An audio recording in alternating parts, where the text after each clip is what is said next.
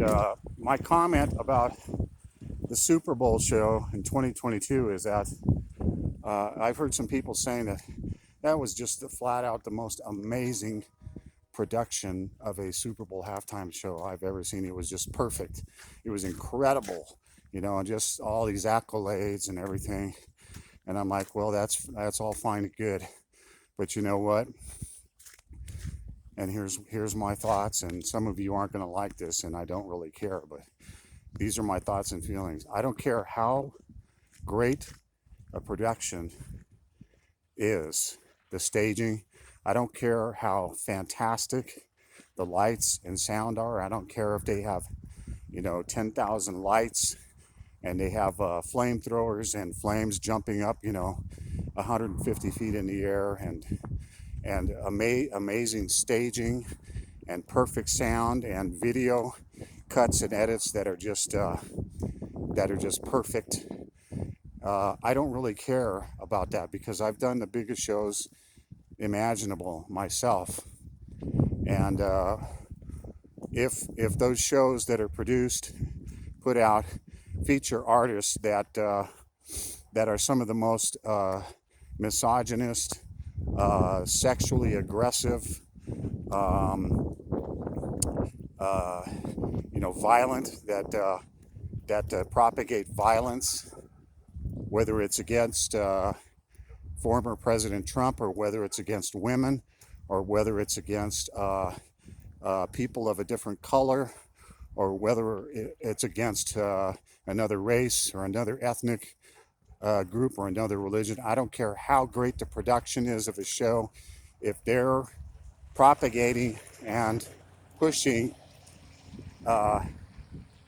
sexually perverse and corrupting lyrics and ideas from the stage, and ideas and ideology that is anti-Christ in nature, that's anti-Christian in nature, I don't care how great their production is.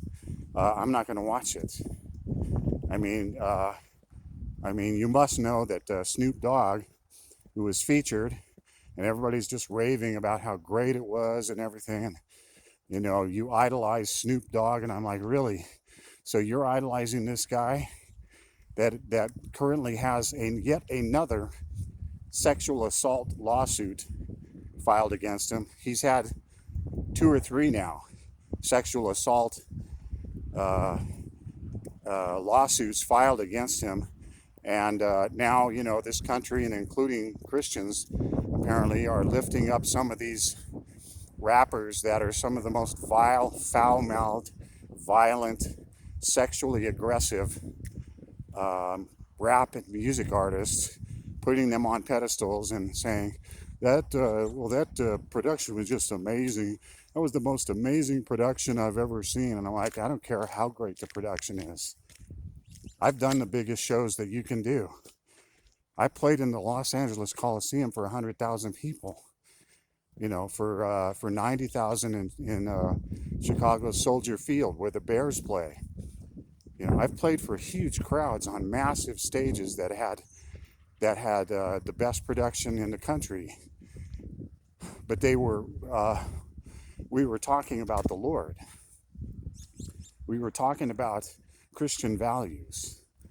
We were exalting Jesus Christ, and not ourselves or some rap artist that has 2 or 3 or 4 sexual assault charges filed against him in the last 10, 12 years. I don't get it. I mean, lifting up these artists that put forth perverse, sexually explicit, and violent lyrics. I mean, Snoop Dogg wrote a song and did a video where he pointed a gun at a Trump-like figure's head, who had the blonde hair and a suit, and it was obviously supposed to be Donald Trump in some kind of a clown face, and he points a gun right at his head and goes bang, and you're going to exalt that and lift that up and say, oh, that was amazing production, that was just, man, that was so cool, that was the best show I've ever seen. Like, really? So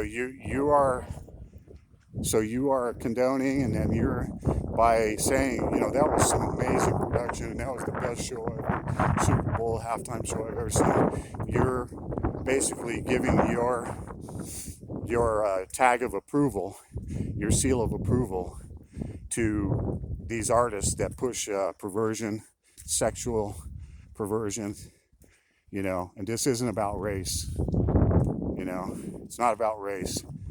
I've written rap tunes myself, and I know some really good rappers that are Christians who are excellent, but they don't push perversion and misogyny and sex assaults on women like Snoop Dogg and some others.